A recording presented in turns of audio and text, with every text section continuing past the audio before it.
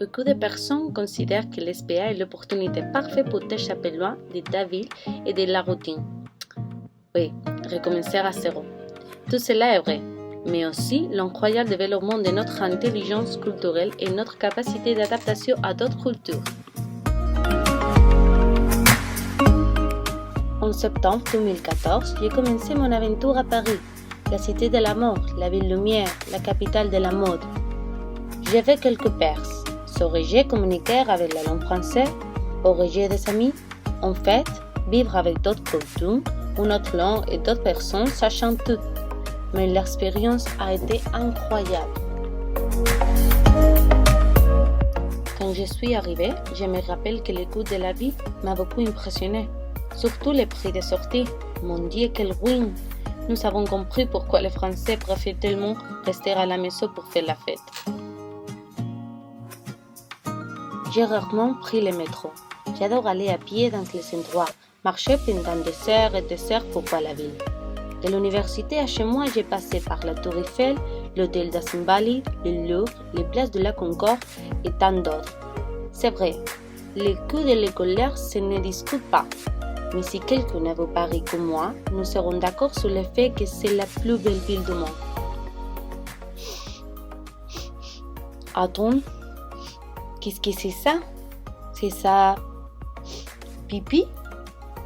Madame et monsieur, en effet, Paris se sent comme un pipi. Malgré son réputation de raffiné et d'esthète, ils sont très crassants. J'ai pensé que mes amis me plaisantaient quand ils m'ont dit le significat de la douche à la française. Il est l'utilisation seulement du désodorisant.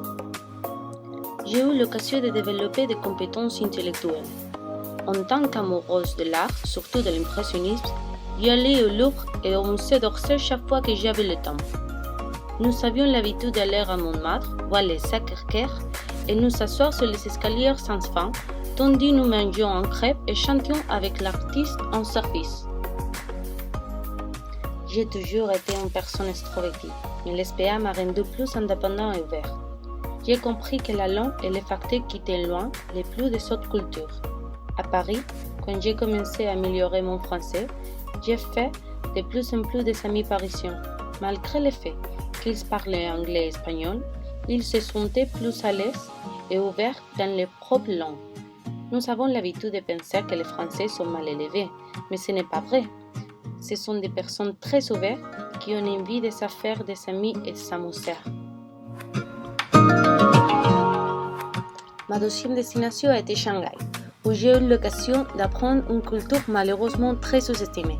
Et cela me laissa l'occasion de mettre mon jugement et mon avis sur le merveilleux pays qu'est la Chine. Dès la première minute où j'ai mis les pieds à Shanghai, j'ai pensé qu'il ne me restait plus que 5 minutes à vivre. Je me demande encore qui contrôle la règle de circulation. Le bus donnait l'impression qu'il allait s'écraser à chaque tour.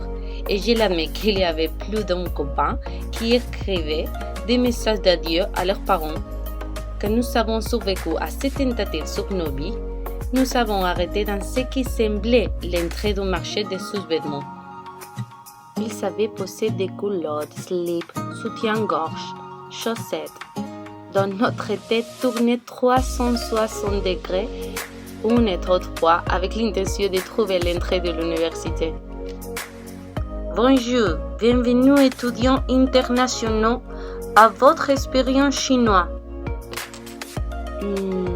D'accord, ce n'est pas une blague. En effet, les vêtements appartenaient à l'égard de Shanghai University. Le choc a duré environ 3 semaines. Je me souviens que je suis restée 3 jours sans manger. Nous n'avions pas de supermarché et les affiches étaient en chinois, dont nous ne comprenions rien. Personne ne parlait anglais et les gestes sont différents aussi. Mais le temps passe et mon instinct de survie s'est manifesté tôt. Nous sommes allés dans les rues pour essayer avec le mot des aliments.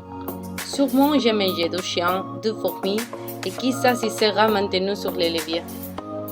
En conséquence, nous avons appris un peu le chinois, ce qui pour moi était impensable. Je me suis fait des amis dans tous les locaux de ma rue et de ceux que nous avions l'habitude d'aller dans les nuits, le meilleur ville pour faire la fête. Ce qui m'a frappé le plus est que nous avions le stéréotype du 24-24 de l'ouvrier chinois et rapide. C'est pas ça du tout. Ils montrent qu'ils ont longtemps vécu dans un système communiste et ils ne sont pas motivés. C'est vrai qu'il n'y a pas de repos du dimanche, mais ils ne sont pas prêts à travailler plus dur pour faire plus de l'argent. Je me souviens une fois que je suis allé au fake market pour demander 5 chemises et prêt à payer plus pour les faire. Il m'a dit que je devais de manger ailleurs. Il y avait trop de chemises et il ne voulait pas. Je les ai trouvés peu productifs. Ils sont tous de même merveilleux et accueillants.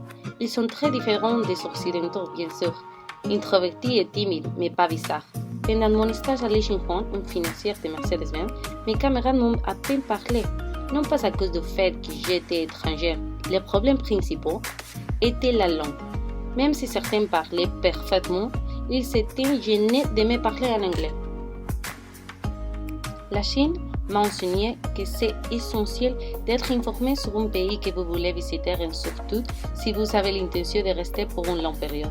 Nous savions que les coutumes ne sont pas égales pour toutes. En Chine, mon attention s'est portée sur le fait que les jeunes toujours laissent les nourritures sur les plats. Là, comme hier en Asie, finir la nourriture signifie que vous avez encore faim. Par contre, en Europe, cela signifie que la nourriture était riche. Sur la façon dont je comprenais mes racines culturelles et reconnais celles des autres. Plusieurs fois, nous vivons dans l'ignorance, pensant que nous sommes les plus normales des civilisations. C'est magnifique d'entamer des discussions avec des personnes étrangères. Il est le meilleur moyen de comparer les cultures et de réaliser ce que vous êtes. Par exemple, nous trouvons désagréable que les Chinois mangent des vers, des chiens ou des scorpions. Mais si nous commençons à penser, est-ce vraiment très civilisé de manger le cerveau d'un animal? Et vous me direz des escargots, mon Dieu, c'est répugnant. Je me sentais honte et en même temps satisfait de me débarrasser de certains préjugés que j'avais depuis l'enfance. À mon avis, je crois que la chaîne culturelle me rend une personne plus créative et une vraie stratège. Sans sacrifier nos valeurs, nous cherchons à adapter notre comportement. L'SPA m'a donné millions d'anecdotes et des histoires sur lesquelles parler tout le reste de ma vie. L'SPA est la conscription du XXIe siècle. Je voudrais aussi ajouter que les deux destinations m'ont donné une des plus belles expériences de ma vie. Rêver une autre langue. Je sais 4 mots en chinois, donc s'il vous plaît, ne me demandez pas comment j'ai compris ce rêve.